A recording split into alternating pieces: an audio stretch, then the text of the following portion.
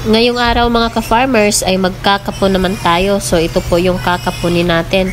Bali nasa 4 na kulungan po ang kakapunin natin ngayong araw na ito. So isasabay na po natin sila lahat sa pagkakapon dahil ilang araw lang naman ang agwat nila. Normally kasi mga ka-farmers kapag magkakapon ho tayo, dapat yung mga biik ho natin ay nasa 5 to 15 days po ang tamang edad nila bago ho sila kapunin. Ngunit kapag lumagpas na po sila ng 15 days mga ka-farmers ay hindi po magiging rason yun na hindi na po natin sila kakapunin. So maaari pa rin po silang kakapunin kahit lagpas na po sila sa edad.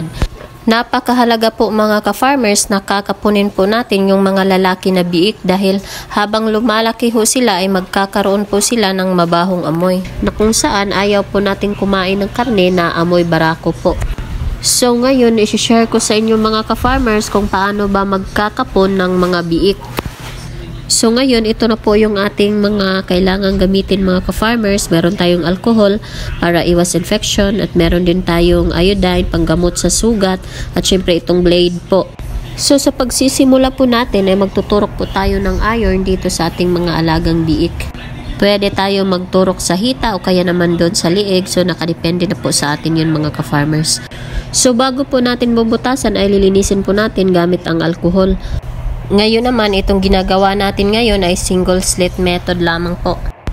Isang butas lang po ang gagawin natin ngayon. At dun sa isang butas ay dun din po natin ilalabas yung isa pang itlog. At meron din pong iba mga ka-farmers na double slit method yung ginagamit nila. So, nakadepende na po yan sa taong magkakapon. Parehas lang naman po yun. Ang mahalaga ay mailabas yung itlog na ligtas po yung biik mga ka-farmers. Ang kaibahan nga lang kapag single slit method yung gagamitin ay hindi masyadong mai-stress itong mga biik ho natin dahil isang sugat lang ang meron ho sila. Ngayon naman, isi-share ko sa inyo kung ano ba ang kaibahan kapag magkakapon ho tayo na maliit pa yung biik compared doon sa malaki na. So, malaki po ang kaibahan mga ka-farmers dahil kapag maliit pa yung biik at kakapunin na ho natin ay maliit pa yung sugat at mailabas na po natin yung itlog ng biik. So kapag malaki na ay kailangan din po nating butasan na medyo malaki din hanggat kayang ilabas ng itlog. Kasi po mga ka-farmers kapag lumalaki na po yung biik ay lumalaki din po yung kanilang itlog. At kapag malaki po yung sugat ay syempre matagal po yun gumaling. Yung iba paglalaruan pa ng kapwa nila biik so posible patuloy na magka-infection pa ito. At kapag kasi malaki na yung biik mga ka-farmers at saka mo kakapunin, ay syempre mangangailangan din po ito ng matinding lakas o persa doon sa taong tigahawak ng biik. Kaya ang advice ko kung meron ho tayong oras ay kapunin na po natin yung mga biik mga ka-farmers habang maliit pa lang ho sila para iwas hassle po. Kapag ganito namang magkakapon tayo mga ka-farmers ay kailangan hindi lumagpas ng 1 minute ay matapos na po natin itong ating pagkakapon. Para po ay hindi masyadong mai-stress itong ating mga biik.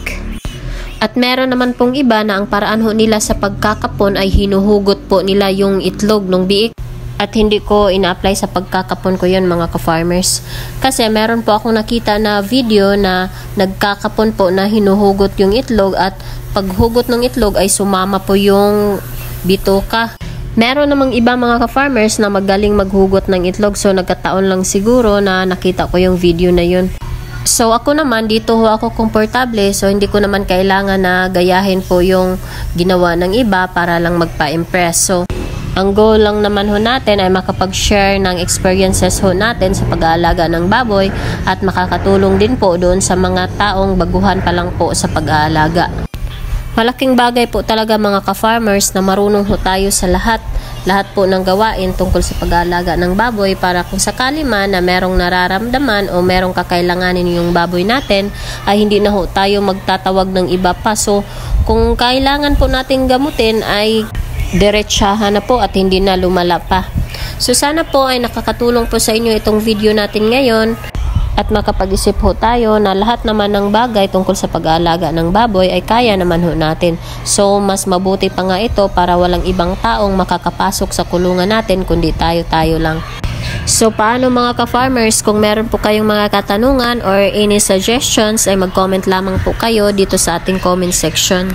Abangan nyo na lang po ang aking next video mga ka-farmers. So ingat po kayo. Bye-bye!